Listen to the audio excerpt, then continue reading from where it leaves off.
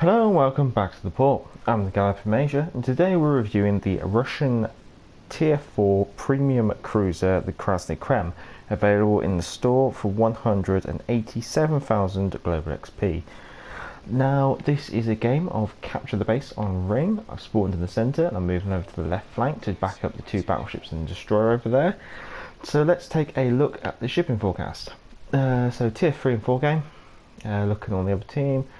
G101 premium destroyer, Svetlana. Now, ironically, the Krasny Krym was, when she was originally launched, she was called as Svetlana, but she was renamed during her service.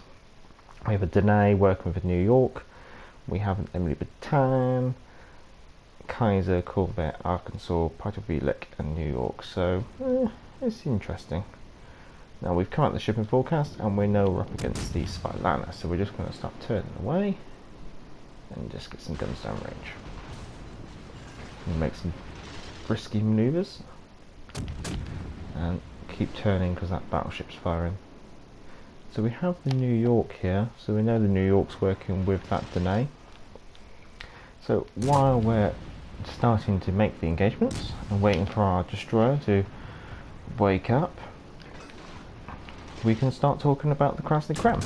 So the Krasny Krym, I'm just going to start calling it the Krispy Kreme, okay, forgive me. Survivability. Now obviously this is all in comparison to fully upgraded tech tree cruisers only.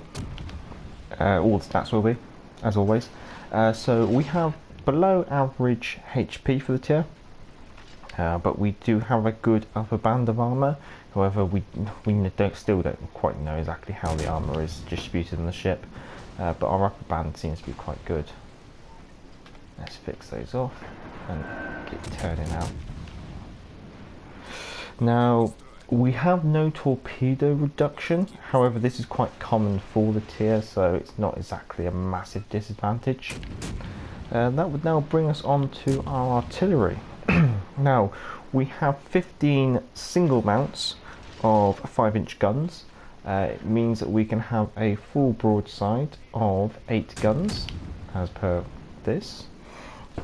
Now, for the tier, we have the smallest caliber of gun. Everyone else seems to have a bit more. Everyone else seems to be about 6-inch or more, and we're down at 5-inch, so that's not too good, especially when you consider that we've got the same gun caliber as the tier 5 destroyer, the Guiding. Now, however, although we have this small caliber gun, we somehow have the second highest gun range for the tier. I guess that's a Russian trait or something like that. Now, compared to everyone else, we have quite an average reload speed and turret reverse speed. But because of our low caliber, we have a low HE and AP damage, along with a very low fire chance. So we're not exactly... So we have lots of guns, which is nice. However, those guns don't really turn out the kind of damage that we're used to with some of the others. Oh, New York's going backwards, okay. Now, actually staying with artillery, we have some secondaries. We have 3 turrets or dual gun 4-inch guns. Now these are HE secondaries, 1 fore and 2 aft, and these have a range of about 4.2 kilometers. But I don't think a secondary build is where we're going to be looking at going with the Krasny Krym really. There's just not enough of them to really justify it.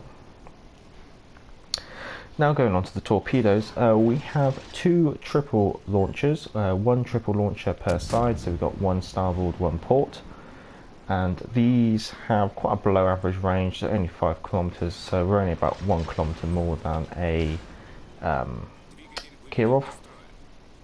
I think I'm going to break off this engagement. It's just, I've got the Asian map on my left, so I've got to play this carefully. So although we have that nice, decent upper band of armour, it does seem like overall armour is quite thin. I think it's mostly because it means a lot of the battleship AP will be able to penetrate and detonate, unfortunately. You don't have that kind of like whiffy armour that some of the lighter cruisers have. So yeah, back to the torpedoes. So yeah, we've covered off their short range. But they have like quite an average damage and speed. so there's not exactly anything super exciting about them, but it's nice to have them at least. But I think at this tier pretty much all the cruisers have them anyway, so you're not really missing out in comparison. Maneuverability. This one might surprise people, and we'll come back to why, but you are the slowest for the tier. No matter which way you cut it, you're the slowest. Maybe you could buff that up a bit with some commanders and inspirations, but straight off the bat you need to take that into consideration. However, you have quite a decent turning circle and average rudder speed, so you're, I think, like the second lowest turning circle, which means that you can make quite tight turns, and you've got quite an average rudder. You're sitting there in the middle. You're not the fastest rudder, but not the slowest rudder. Concealment, you have the second largest concealment, but considering you have the second longest range guns, that kind of goes hand in hand really. You can understand why, if you've got that really long range, they kind of going to buff your, that make your concealment worse. It means you have to be almost like using your range and having to play further back. Now consumables, we just have the infinite damage con, and we get 2 sonar, although you can take up to 3 if you use certain commander skills like fully packed or acoustics chamber. Just some examples. I'm not sure if you actually have access to acoustic chamber though. Now this can pick up torpedoes at 2.6 range and ships at 3.7 range. Now it has a duration of 94 seconds and a reload of 180 seconds. I'm just trying to find, yeah, so yeah, your race sonar is pretty standard for the tier in its range. Now mods wise, you only get 1 module to put on the ship. Your options are aiming systems, secondary mod or main battery mod. I've gone for aiming systems. The reason being is that aiming systems is like a buff to your main battery dispersion, a little bit to your secondaries and a little bit to your torpedoes. I think that's more worthwhile because your other options is a secondary mod, which you've only got what, 6 secondary guns in total in 3 turrets, like split between 3 turrets, so it's not exactly like you're bristling in secondaries, so that doesn't seem worthwhile. Your other option is go for your main battery mod. That improves your traverse speed, but reduces your reload speed. But considering the issues with the low HE and AP damage output and the low fire chance, you probably want to keep your rate of fire if you can, just because you want to keep that DPM. And then the other issue you'll have is that with the, like, some of the gun mounts are case mounts. You can see that we've got some case mounts up front, we've got a case mount at rear, and then most of the turrets have quite a limited traverse speed of only about 180, maybe less. So having an increased traverse speed just for that tiny amount of traverse isn't really worthwhile, especially when you consider that you can probably turn the ship and the guns keep track, so you're not exactly needing to do that. Now one thing I like about the Krasny Krym is you can kind of do this like max DPM turn, where you just turn the ship and you just open fire with as many guns as possible. So if you need like a last minute volley of gunfire, or you need to really turn up the DPM, you can actually turn the ship and almost turn yourself into like a carousel of guns, which is quite amusing. Now she comes with a Type 9 camo. Now that is basically the same as a Type 4, but obviously it's a premium camo for this ship. So that means that you'll always have the benefit of the Type 4. Now when I've considered the concealment, I have excluded the camo from that, so I have compared as like to like as possible. Now, when you look at the ship, before you, when you look at the ship, you can go and read about her history, but also it comes up with what wargaming, the key points or the boasts or whatever, or the pros and cons of the ship, I guess you could say. Now, the pros and cons is that she's fast. That's a pro. No, she's not. You are the slowest for the tier. I don't know where the hell they got fast from. I mean, if the Krasny Krym's fast, then you can call me a monkey's uncle. Guns are plenty, that's fair enough. You've got 15 guns, you've got an 8-gun broadside, you're just covered in guns. You're basically a pinwheel of guns, and you can just, like, sometimes as a tactic, I will just keep the Krasny Krym going around in a circle because there's just guns all over. It also means that you can fire off a volley at one target, and then you can switch to the other side and get another volley out. Now, her downside, apparently, is her she's unwieldy, which means she's a bit slow in the water when it comes to manoeuvrability. However, when you consider that she actually has quite a decent turning circle, she's got like second best really, and she's got an average rudder shift. How is she unwieldy? Like a fair attacker is more unwieldy. A Kirov is more unwieldy. I don't get it. So, but they should. I don't know. Someone must have been smoking something that day when they came up with that. So we're now just playing Hunt the G101. We're coming to the centre. Actually, where's the Easter egg? There she is. If you've never noticed her before, there she is in the centre of the ring. I have no idea. I assume it's a woman. It could be a man. You never know. It could be Poseidon. So now, this is where having my commander build is quite useful because I've got the RDF ability. Now, as always, down in the description is the commander build and the modules that I've taken on the ship. Now, I've told you the modules, but you can go have a look at my commander. I can't remember if it's Makarov or Kedrov off the top of my head when I'm recording this. I mean, it'd be down there. It'd be down there. But I've got the RDF ability, so I can hone in on this G101.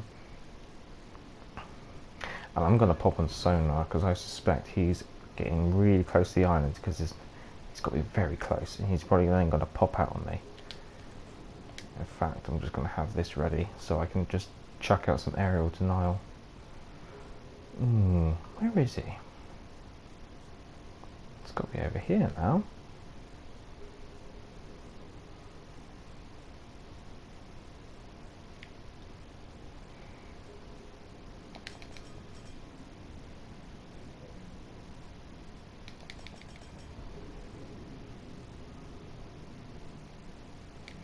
No, he's going that way.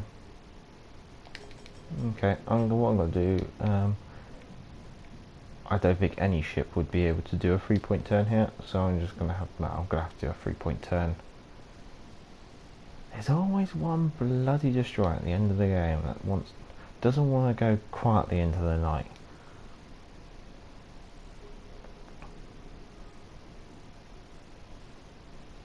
The thing is, the chances are maybe he's got RDF as well, because I know Eric Bay can have RDF ability. So he probably knows that, being that I'm the nearest, being he's the only ship alive, he'll know that he's being tracked. That's the downside of the Russian RDF, is that you get a located symbol. So you get like a picture of like you get a triangle in like a circle of what looks like smoke, and it says located. So he's got that up on his screen, so he knows I'm hunting him down.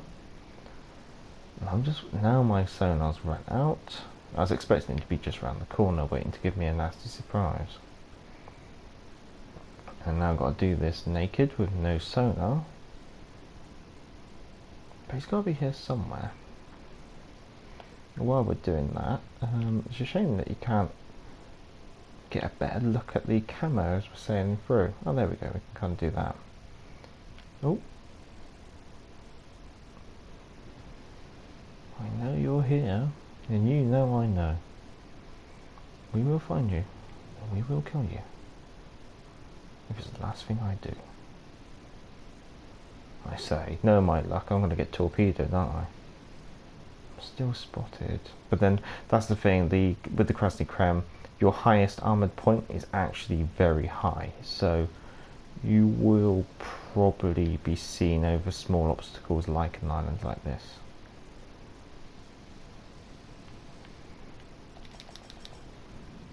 Now I'm just going to change my speed to see if he's committed to any torpedoes.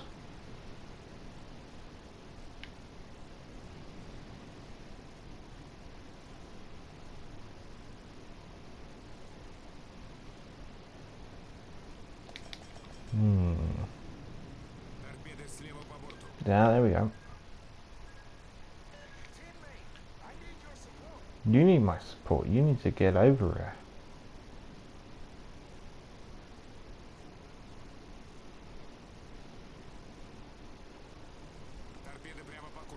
There we go. Oh well, countdown as the destroyers faffed us around for about 3 minutes.